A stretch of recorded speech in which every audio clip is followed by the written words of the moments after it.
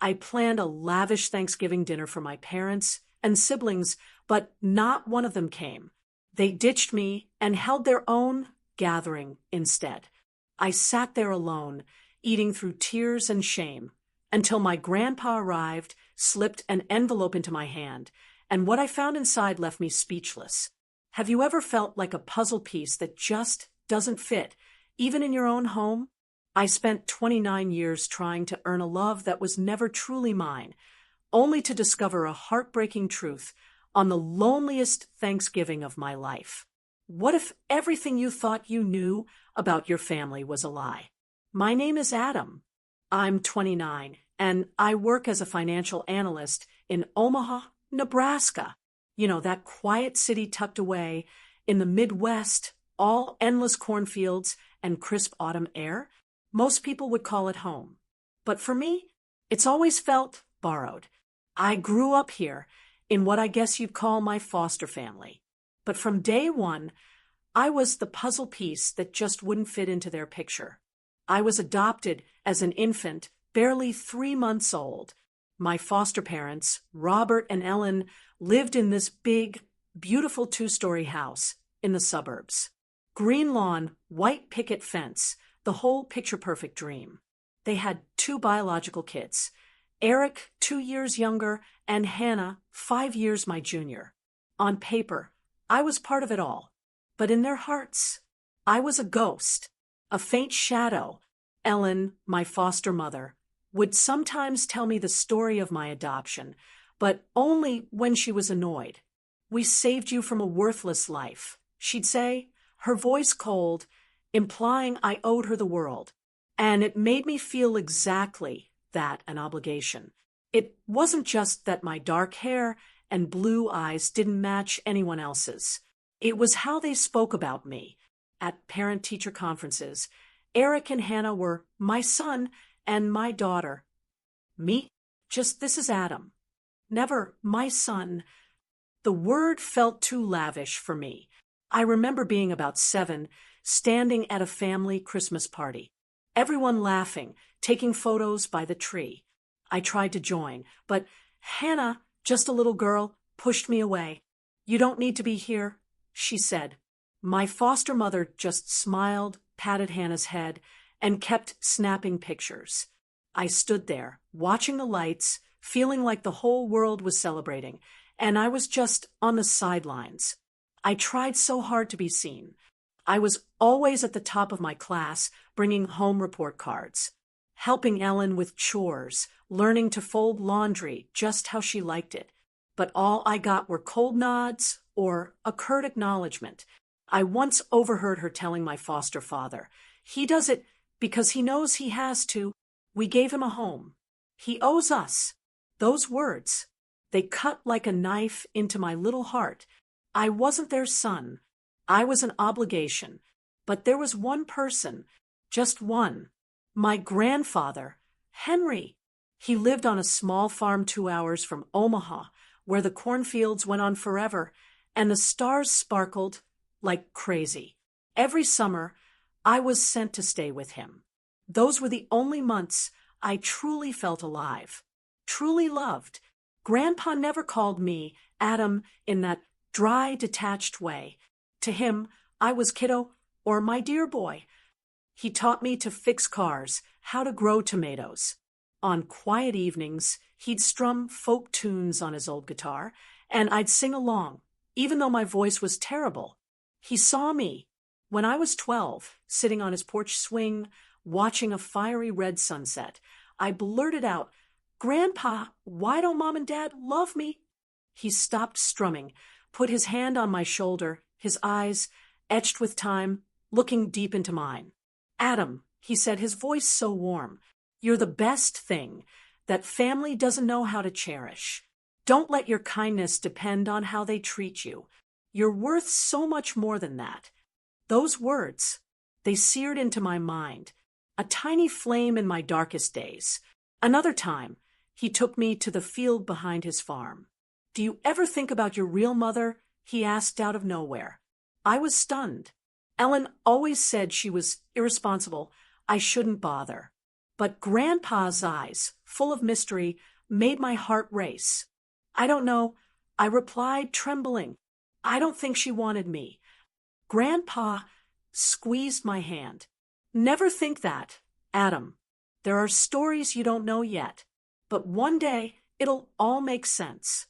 Vague words, but they planted a seed of curiosity, a sense that my life held a secret bigger than I could imagine. But the warmth of those summers couldn't erase the loneliness. Eric saw me as a rival, mocking me as the stray. Hannah was distant, like I was a stranger. I tried not to let it break me. I told myself, work harder, study better, be perfect, and they'll see you. But deep down, I knew that hope was fragile. My small attic room, no big window like Eric's or Hannah's. Just a single bed, an old desk, a flickering lamp. I didn't complain. I learned complaining got me Ellen's frown, and you should be grateful. But every morning, walking down those stairs, I felt like a guest in my own home. When I was 14, they threw a party for Hannah. I spent a week making her a leather bracelet, wrapped it carefully, tied it with ribbon. She opened it, glanced, then set it aside for an iPod, new shoes. Ellen didn't even notice. My heart crushed. After the party, I found the bracelet in the trash. I picked it up, cleaned it, tucked it away. That was the last time I tried giving a gift to any of them. Another memory, 16 years old. I wanted to make Robert proud. He was stern, always busy with real estate. But I heard him brag about fixing the family's old truck. I thought, if I fix something, he'll see me differently. I snuck into the garage, tools Grandpa had left me. Eric's old bike was there, flat tire. I spent hours oiling it, tightening bolts. When Robert came home, I excitedly pulled him to the garage. He glanced at it. Don't touch Eric's stuff. It's not yours. Frozen. Blood in my veins stopped. I wanted to explain. Words stuck. I cried alone. My childhood was a mix of warm summers with Grandpa and cold winters in that grand, loveless house. I learned to hide emotions, to smile even when my heart was breaking. I told myself one day I'd find where I truly belonged. I didn't know that journey would lead me to a truth more painful than anything I'd experienced. Turning 18 was an escape hatch, a full scholarship to the University of Nebraska-Lincoln, just an hour away. But to me, it was a new world. In Lincoln, no one knew me as the adopted kid. I chose finance. I was good with numbers. Late nights in the library, endless essays, chances to prove my worth, not to them, but to myself. I worked part-time, saved every penny. I wouldn't ask them for money. I wanted to stand on my own 2 feet, but that feeling of being adrift, it clung to me. Lying in my dorm, I wondered if they ever thought of me, if they were proud. I wrote letters home, sharing small victories. Good job, Adam. Keep it up. Brief emails from Ellen. Nothing more, nothing less.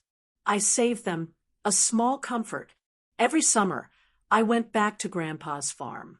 A balm for my soul. He was older, hair white, back hunched, but his eyes still lit up for me. He taught me new songs, told stories. Sometimes he'd repeat those words. One day, Adam, you'll know the truth. I'd ask what he meant. He'd just smile. Time will tell. I dared not press. Final year of college. Graduated with honors. Top of my finance class. On stage, diploma in hand, smiling. Inside, hollow. I'd invited my foster parents. Called them. Very busy. Adam, Ellen said, but congratulations. I looked at the audience. Families clapping, hugging. Only Grandpa was there. Back row. Old neat suit. When I stepped off stage, he hugged me so tight. I'm proud of you, kiddo, he whispered. Tears fell. My first time crying in front of him. After graduation, a job offer in Omaha.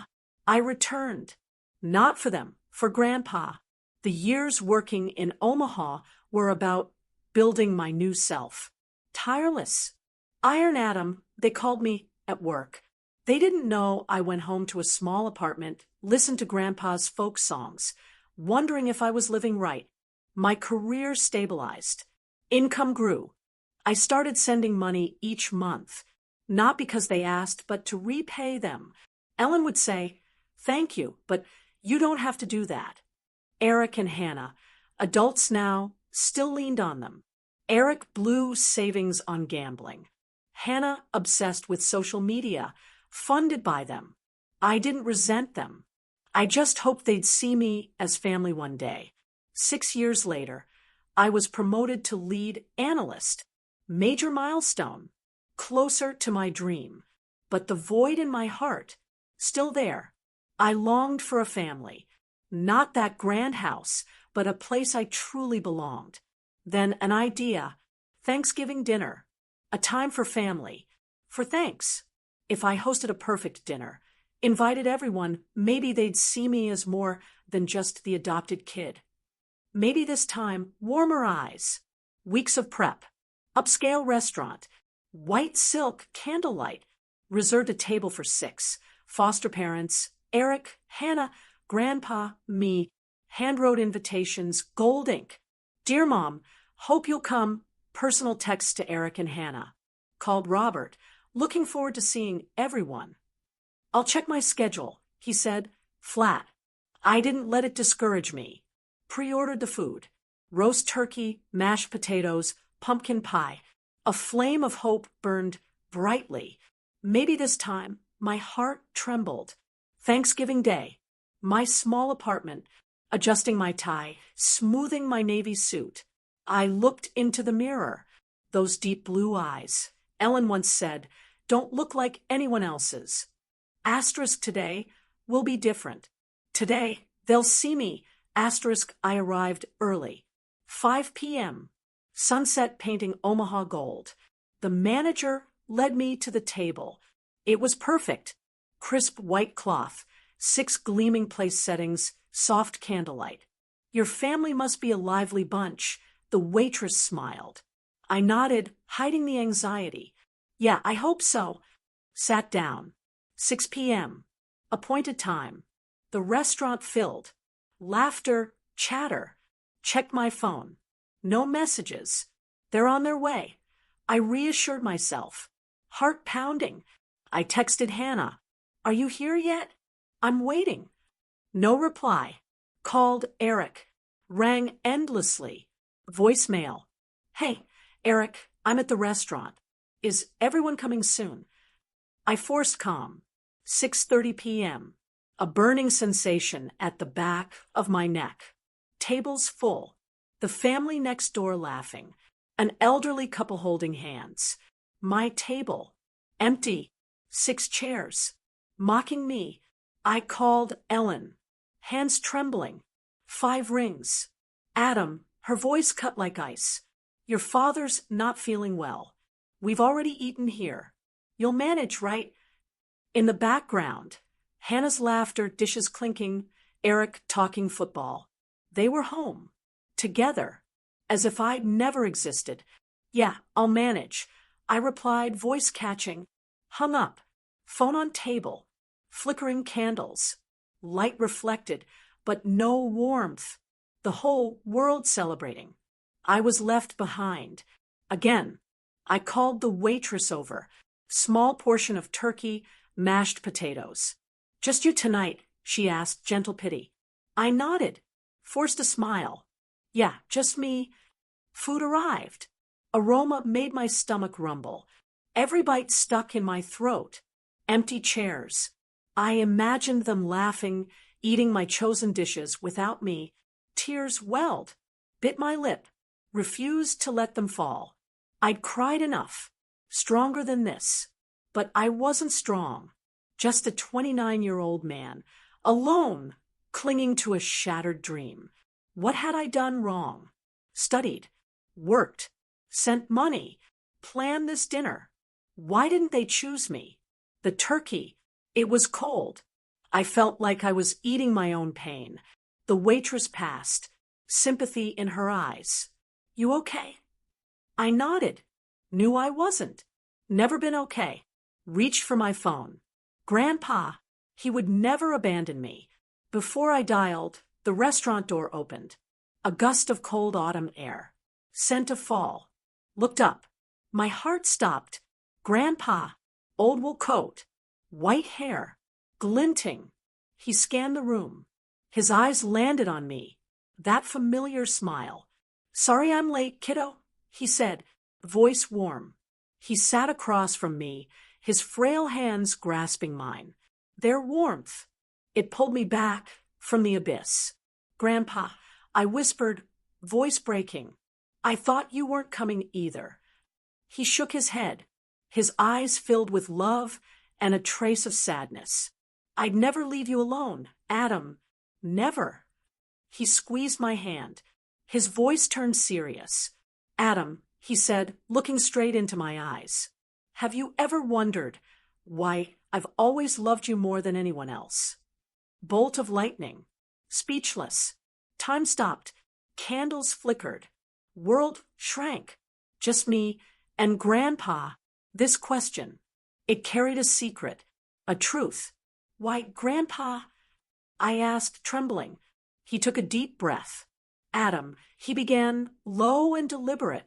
There are things I've wanted to tell you for a long time, but I waited for the right moment. Maybe that moment is now. He paused, eyes returning to me. You're not just my grandson. You're part of a story that both you and I have been caught up in. My heart pounded. I felt like I was standing before a door. Grandpa held the key. What story, Grandpa? Barely a whisper. He pulled an old, yellowed envelope from his coat, slid it across the table. Open it, Adam. But before you do, promise me one thing. No matter how painful the truth is, you won't let it destroy who you are. I looked at the envelope, my hands shaking. Its weight, not just paper, years, questions. Looked at Grandpa, love and fear. Grandpa, I said, voice breaking. I'm ready.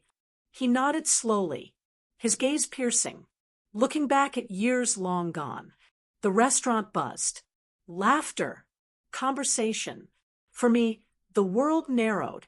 Me, Grandpa, the weathered envelope. Deep breath. Opened it. A faded photograph, a handwritten letter, and a business card. Picked up the photo. Young woman. Blonde hair. Blue eyes. Identical to mine. Smiling, but sad. Who is this, Grandpa? Long breath. Adam, he began, low and deliberate. The woman in that photo is your biological mother. My blood stopped. Looked at photo. Trembling. My biological mother. Ellen's contempt.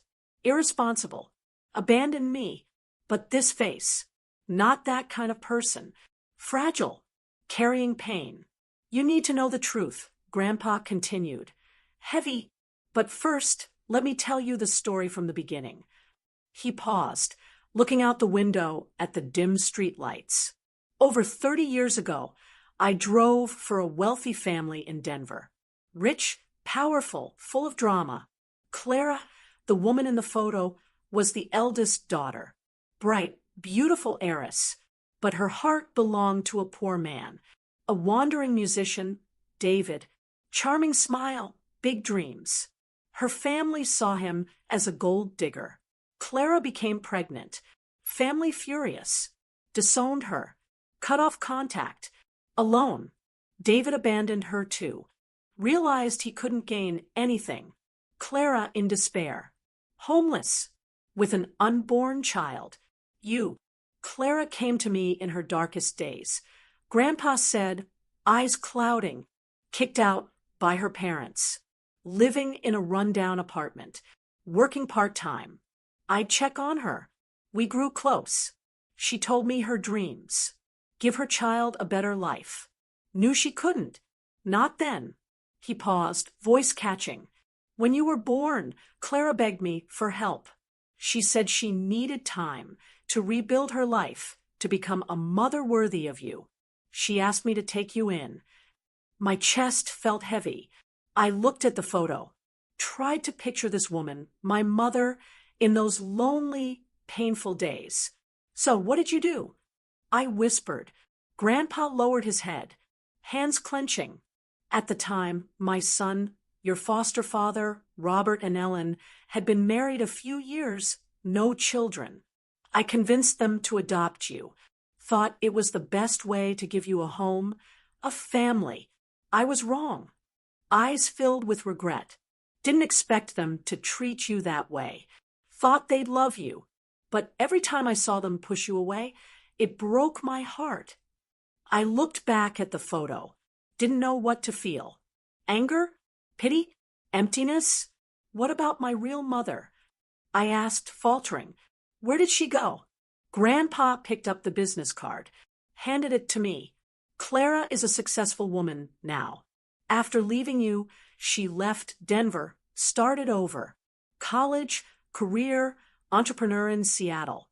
She's been looking for you for over 10 years. Recently, she found me. She wants to meet you, Adam, but she's afraid of disrupting your life. She wants you to decide. I took the business card. Clara Thornton, CEO, Thornton Enterprises. Seattle address. Phone number. Turned it over, holding a piece of myself. Opened the letter. Soft, slanting handwriting. Dear Adam, it began. I don't know if you'll ever want to hear from me, but I've never stopped thinking about you. My breath caught, glanced at Grandpa, waiting, watching, how I'd react. Deep breath.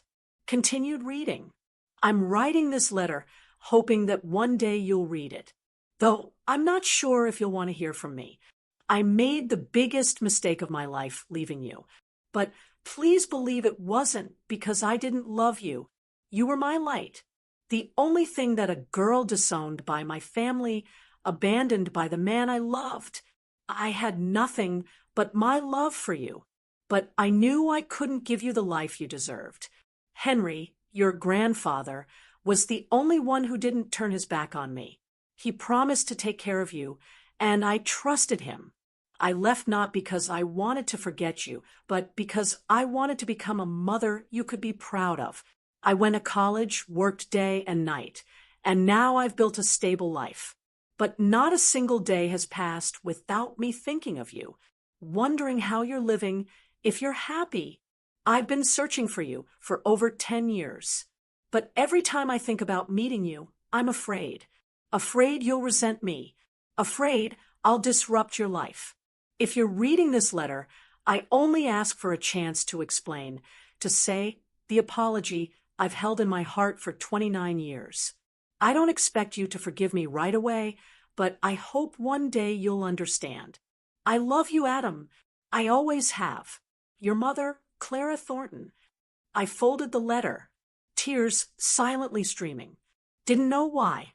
For Clara's pain, for my cold childhood, or for finding a piece of myself, yet fearing it might break me. I looked at the photo. Clara's face, blue eyes like mine. Imagined her, young, alone, holding me, anger, pity, void. Grandpa, I said, choked. What do I do now? I placed the letter on the table, searching for an answer. Meet her? Forget it? Grandpa took my hand, trembling but warm. Adam, he said, low, gentle. I can't decide for you. This truth belongs to you. Only you know what your heart is telling you. Just remember one thing. No matter how difficult the path you choose, you're never alone. I'll always be here. And Clara, she's waiting for you too. I looked into his eyes. Sincerity. Love. He wasn't just my grandfather. He kept his promise. Sheltered me. A decision was forming. I want to meet her, I said, voice steadier. I want to go to Seattle. See what she's like. Hear her story from her own lips. Grandpa smiled. Pride, relief. Then do what feels right, kiddo. But before you go, is there anything else you want to do? Anything you need to settle before stepping into this new chapter? An idea sparked. I want to stop by my foster parents' house. I said, low, resolute. Tell them about this. Not to argue, not to blame. Just to let them know I found a part of myself. I want them to understand I'm no longer the adopted kid they can ignore. Grandpa nodded, a glint of resolve. All right, Adam. I'll go with you. Whatever happens, I'll be there. We left the restaurant, my mind reeling. Omaha night was cold. The wind. Grandpa beside me, grounded, climbed into his old pickup. Familiar smell of motor oil. Summer at the farm. You sure about this, Adam? He asked. Facing them won't be easy. I'm sure, I replied, part of me still afraid. Knew I needed to do this. Not to prove anything. Close one chapter. Open next. We drove through Omaha's familiar streets. Thanksgiving lights. Families. Pulled up to their grand house. My heart pounded. Lights spilled from the living room. Hannah's laughter. Eric's chatter. Still celebrating. As if my dinner never existed. I stepped out. Grandpa by my side. Knocked. Ellen opened. Her eyes flickered. Coldness. Adam, she said flat. What brings you here so late? I need to talk, I said, trying to keep my voice steady. To everyone. She hesitated. Opened the door wider. I stepped inside. Grandpa followed. Robert in his armchair. Eric, Hannah eating pie. They looked at me. No one stood. What's this about, Adam? Robert irritated. An inconvenience. Took a deep breath. Grandpa's hand on my shoulder. I just learned the truth about my biological mother. I said, voice firm but emotional. She's alive. I'm going to Seattle to meet her. I just wanted you all to know. Because I've called you family for 29 years. Silence. Hannah stopped chewing. Eric smirked. Grandpa's stern look. Ellen arms crossed. Icy gaze. Is that so? She said, sarcasm dripping. You think finding your real mother will change anything? You're still just the adopted kid, Adam. Don't get any illusions. Her words cut. But this time, I didn't let them break me. I'm not delusional, I replied, meeting her eyes. I just want to live true to myself. Thank you for giving me a home, but I don't need anyone in this room to validate me anymore. Robert stood, about to speak. Grandpa raised a hand. Enough, Robert, he said like thunder. You've had 29 years to treat this boy like a son, and you've failed. Now let him walk his own path. I turned, walked out, heavy burden shed. Grandpa followed, back in truck. You did good, kiddo, he said. Pride, back at my apartment, preparing for Seattle. Held Clara's card, typed number, finger hesitated, not ready to talk, not ready to hear her voice, but needed to meet her, look into her eyes, understand why, and, if she truly loved me, looked at Grandpa. Will you come with me? I asked. He smiled. If you want me to, I'll go. But this is your journey, Adam. I'm just along for the ride. New fire. I would go. Face Clara. Find answers. 2 days later. Early flight to Seattle. Grandpa, old wool coat. Gripping armrest. Not much for flying, he muttered. But warm smile. Looked out window. White clouds. Wondering if Clara thought of me. Held her business card. Thornton Enterprises. Pictured strong, successful woman. Still saw young girl from photo. Sad eyes. Fragile smile. Landed. Heartbeat faster. Seattle, light drizzle. Taxis. Gleaming skyscrapers. Bustling streets. Aroma of coffee. A world away from Omaha. Checked into a small hotel. After settling, Grandpa dialed Clara's number. I sat, hands clenched, listening. Clara, it's me, Henry, he began calm. I'm in Seattle with Adam. He wants to meet you. Brief conversation. Hung up. Clara will meet us at a coffee shop in Pike Place Market. She's emotional, Adam, but she's also scared. Just like you. I nodded, unable to speak. That afternoon, cozy coffee shop, Pike Place Market, roasted coffee, salty scent of Elliott Bay, rustic brick walls, wooden tables, soft lamps. Chose table by window, busy street. Grandpa across from me. You okay, kiddo? He asked. I don't know, I admitted. Hands twisting, legs bouncing. What if she's not what I expect? Grandpa's hand over mine. Just be yourself, Adam. That's all Clara wants. The clock read 2:05. Glanced at door. Jumpy. 3 p.m. Door opened. A woman. Long navy coat. Blonde hair, neatly tied. Glasses. Instantly recognized those deep blue eyes. Same as mine. Scanned room. Gaze met mine. Frozen. Hand trembled. Walked toward us. I stood. Legs unsteady. Grandpa stood. Gentle smile. Clara, he said warmly. This is Adam. Clara looked at me, her eyes dropping to the small teardrop birthmark, back of my hand, trembling smile. Adam, she whispered, voice breaking. You look more like me than I imagine. I didn't know what to say.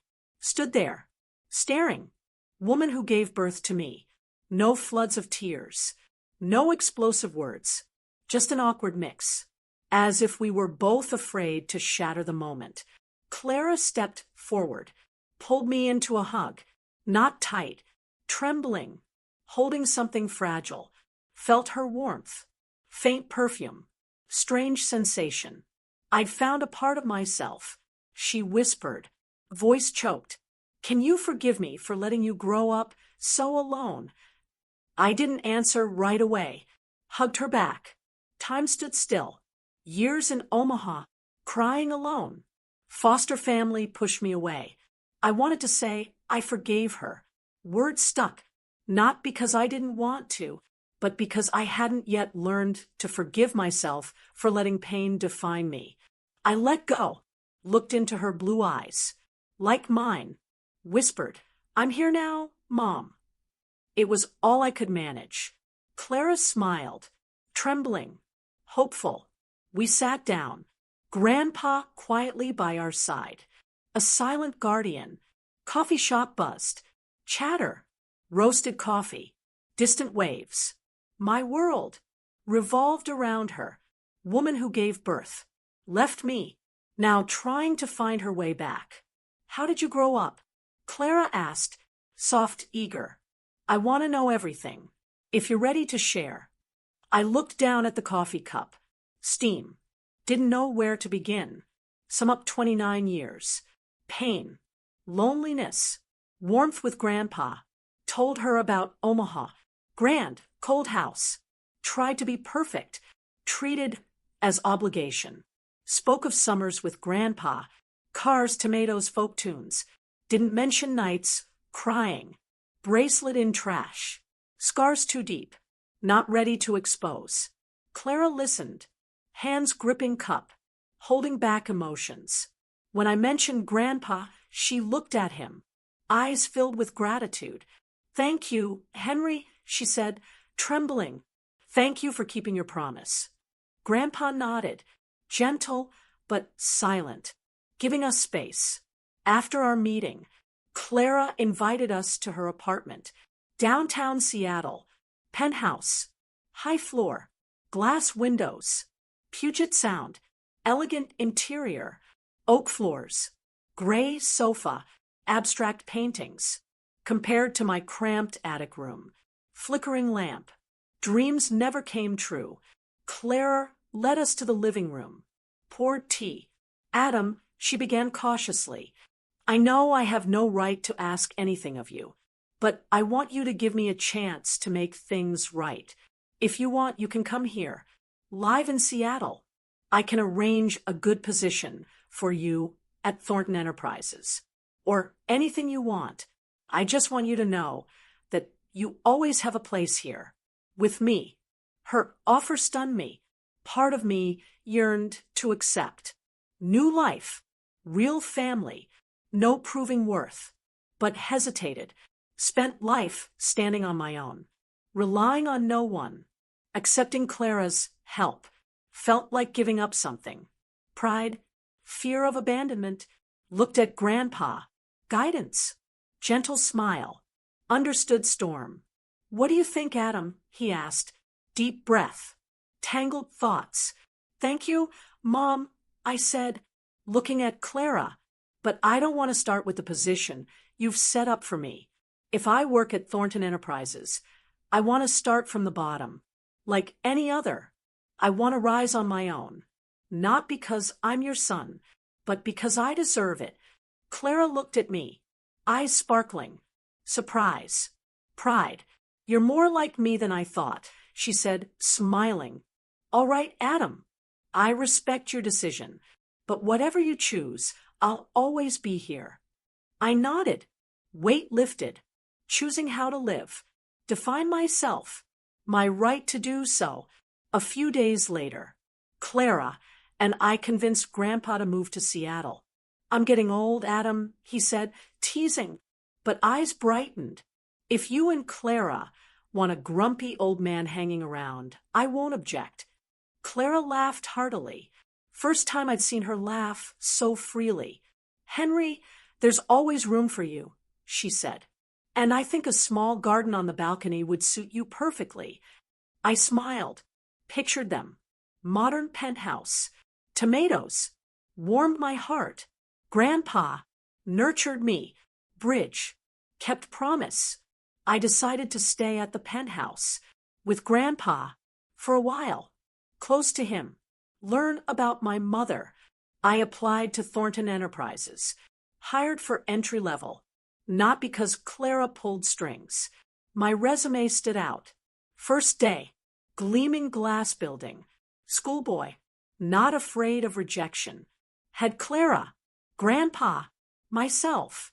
The weeks in Seattle, unfamiliar, miraculous, dinners, conversations, like music dreams. She told me about college, staying up late, succeed, find me. I shared stories of Grandpa, guitar, Denver, tied to her.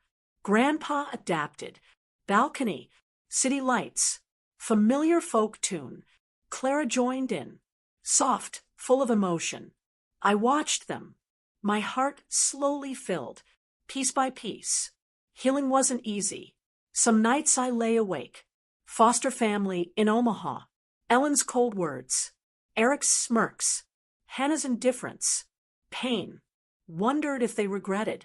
Realized I no longer needed answers. Found where I belonged. Not in a house, but in the hearts of Clara, Grandpa, and within myself. Seattle. Part of me. Every morning I woke up. Small rented apartment. Waves lapping. Coffee aroma. No longer the boy in Omaha attic, desperately trying to please. I was Adam, 29, financial analyst, building life. Clara, Grandpa, but past lingered. Shadow, waiting to face it one last time. One evening, finished report. Small dining table. Blank sheet, pen, letter to foster family. Not blame, not demand. Close painful chapter. They knew I found happiness. No longer abandoned, adopted child. Dear Mom, Dad, Eric, and Hannah, asterisk, I hope you're all doing well. It's been a few months since we last saw each other, and I think it's time I shared a few things. I found my biological mother, and I'm now living in Seattle, starting a new life. I'm not writing this to blame or resent anyone. I just want to thank you for the years you gave me a roof over my head, even if it never truly felt like home. I've learned that family isn't just the people you live with. It's the ones who choose to love and cherish you. I found that here with my mother and Grandpa. I don't expect you to change or feel regret. I only hope you live well, as I'm trying to do. Wishing you all the best. Adam, asterisk, I folded, slipped it into envelope, Mailed next morning. Weight lifted. Didn't need response. Goodbye to past. Years trying to belong somewhere not meant for me. 4 months later. Text from Hannah.